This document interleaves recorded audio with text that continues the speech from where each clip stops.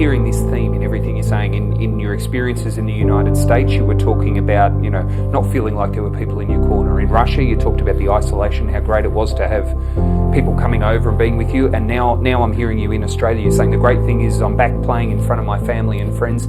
It seems like being part of something, being part of the team, which was something you even talked about in your first, seems to be very important to you. Yeah, it does. And there was a moment in Russia, we won at Kazan, we won Russia's first ever European Championship in any sport since it had been introduced to or accepted into the EU and able to compete. Wow.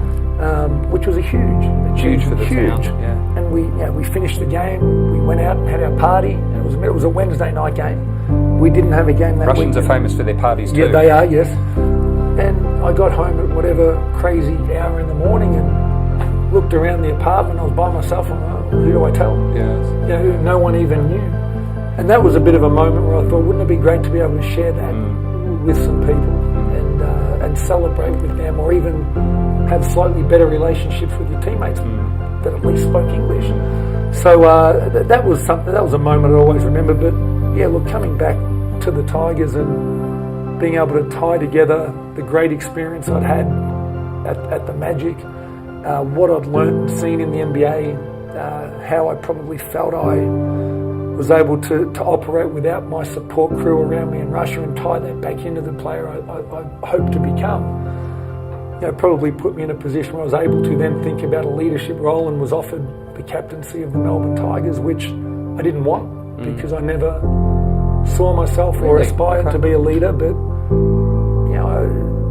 it's funny because most who know you would say that's a role that you seem to fill very naturally. Yeah, it is, and I think that there's a step that most leaders or most people who want to be leaders forget, and that's the ability to follow and to follow the right people. And I was very fortunate to follow the right people for a lot of years and develop my philosophy slowly over my journey. And I was 30 years old when I came home, so I had quite a lot of experience under my belt. And it was interesting, we'd sit around a team lunch or dinner, and the guys would ask stories, and I'd tell them about Steve Nash, and I'd tell them about Russia, and I'd tell them about something that happened in Spain, and they seemed interested. And that led into training, and that led into preparation, and it led into diet and all these sort of things, and they got more and more interested. But I suppose the biggest thing was even the exposure to some of the best players in the world. Again, I like to pride myself on working as hard as anyone else, and that was something I tried to introduce to the Tigers, who weren't renowned for the Sydney Kings or back in the day the Southeast Melbourne Magic work rate. And it was something I wanted to change in the culture, and it was something we were able to do. But that took everyone buying in, and those championships and the 2 years we made the championship series and lost were 4 fantastic years. And I put them on a par with the Southeast Melbourne years from a completely different perspective. Had a bigger role individually, had a leadership role, but yeah, they were special years. Describe yourself as a leader. Hopefully inclusive.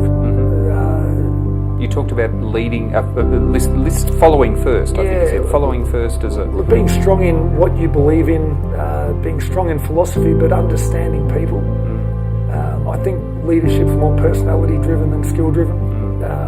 You could have the best messages if no one's following and no one's listening, then they're wasted. So there's got to be an empathy for the people around you, and by no means did I consider myself to be great at that when I played, and I think any leader probably still always looks for ways to improve. But certainly you want to get to know people, and to reflect back on Brian Gorge, and we were around with some of the Southeast Melbourne Magic teammates recently, and we're having a conversation about what made Brian great. And we got to a stage in the conversation where I sort of said, look, it was a little bit different for me though, because I was his favourite.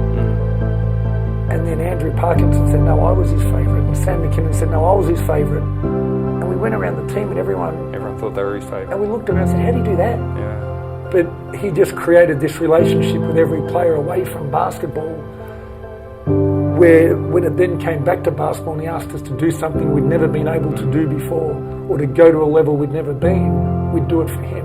For another coach, we may not have been able to do that, but it was always the person first, the athlete second. Yeah.